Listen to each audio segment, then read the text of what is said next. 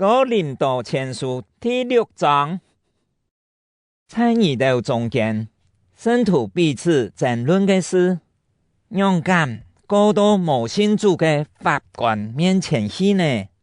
樣辦唔請信徒推你哋解決，敢講你哋唔知信徒愛審判世界嗎？既然你哋愛審判世界，敢無法度解決這道小事情嗎？連天使也愛接受愛道嘅審判，你哋敢唔知嗎？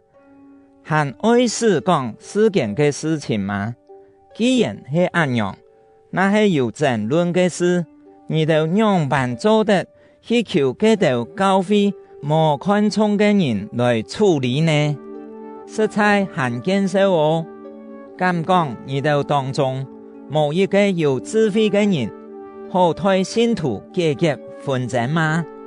無想到係兄弟過兄弟，還敢過到無信主嘅人面前去，你哋過來過去，證明你哋已經完全失敗了。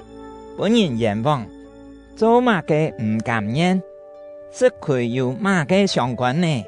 你哋反轉冤枉人，虧負人，連對自家嘅兄弟姊妹也係這樣。敢講你哋唔知邪惡嘅人不能做上帝國嘅子民嗎？唔好自家騙自家，佢哋犯淫亂、拜偶像、行奸淫、做男童、親男色、偷拿、貪心、酒醉、誹謗人，也係勒索人嘅，全部不能做上帝國嘅子民。你哋中間有啲人以前就係這樣，仲係通過主耶穌基督嘅名，然後愛到上帝嘅靈，你哋已經洗淨，已經聖化歸上帝，已經同上帝有正確嘅關係咧。有人會講，無乜嘅事愛做唔得嘅，冇唔錯，仲係唔係特樣事，全部有利益。我也做得講，無乜嘅事愛做唔得嘅，仲係愛唔本任何一件事來控制。有人會講，食物係為咗度死，度死係為咗食物，冇唔錯，仲係有一日，上帝會使這兩樣隆重毀壞脫去。愛惜你哦，身體唔係為咗行淫亂，係為咗主來存在嘅，主會供給身體嘅需要。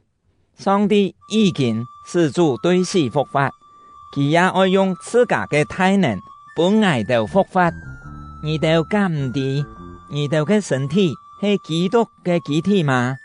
按樣愛樣辦做得拿基督嘅肢體來做基恩嘅肢體嗎？絕對做唔得。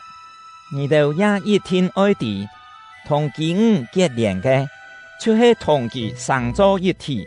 因為聖經講，兩個人愛相做一體，仲係同主結連嘅人，就是在靈性上同主合而為一。所以你哋愛避免淫亂，人無論犯乜嘅罪，全部在身體以外，唯有犯淫亂嘅人係得罪自家嘅身體。敢唔知你哋嘅身體係聖靈嘅天嗎？聖靈係在你哋地背，係上帝所屬嘅。